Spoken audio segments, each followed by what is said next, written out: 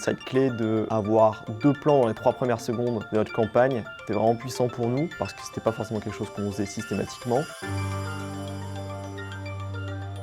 Guillaume Teutis, je gère les investissements médias pour L'Oréal Luxe sur le marché français. Un outil comme Creative Lift, c'est hyper pertinent pour nous parce que ça permet de finalement supprimer des débats un peu sans fin entre des équipes transversales internationales et des équipes locales. C'est basé sur la data de nos campagnes tout simplement, donc c'est neutre. Et sur cette base-là, on peut vraiment construire des learnings hyper pertinents et qu'on peut déployer à l'ensemble de nos marques. Alors avec Creative Lift, on a fait une étude sur le parfum, sur la plateforme TikTok. J'ai notre marque Cacharel qui est assez active sur cette plateforme-là.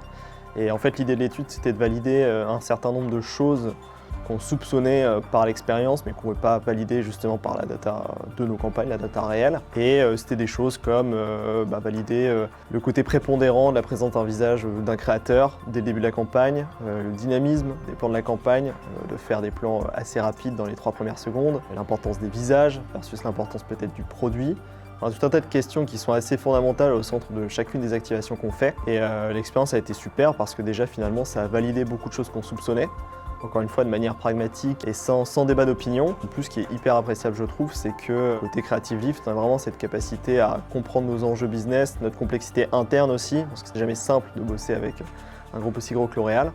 Et donc voilà, c'était vraiment une expérience hyper enrichissante et sur les insights et sur la collaboration. Sur notre étude Cacharel, ce qui était vraiment intéressant, ça a été de valider 2 choses principales. C'est le côté indispensable du créateur dans nos campagnes pour respecter les codes de la plateforme. Ça, c'était vraiment la chose qu'on voulait absolument vérifier par les chiffres, par la data. Le deuxième point, parce que c'est quelque chose sur lequel on était peut-être moins performant à la base, c'est le dynamisme de nos créas.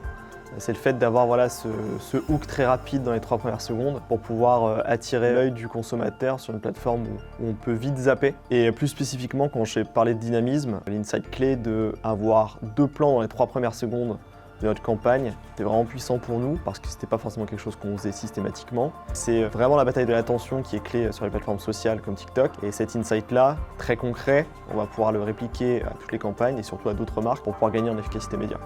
Alors les next steps pour nous, ce serait d'aller au-delà de l'étude tout parfum L'Oréal, de potentiellement faire des deep dives en fait marque à marque, d'avoir des insights spécifiques sur chacune des marques qui ont leurs problématiques évidemment propres. Ça, ce serait hyper pertinent et hyper intéressant pour nous et ça pourrait être tout à fait possible avec l'outil Creative Lift. Et aussi dans un second temps, on pourrait tout à fait aller plus loin et au-delà du parfum et faire le même type d'études sur le skincare ou sur le make-up qui sont 2 axes vraiment stratégiques aussi pour nous et hyper pertinents et présents sur une plateforme comme TikTok.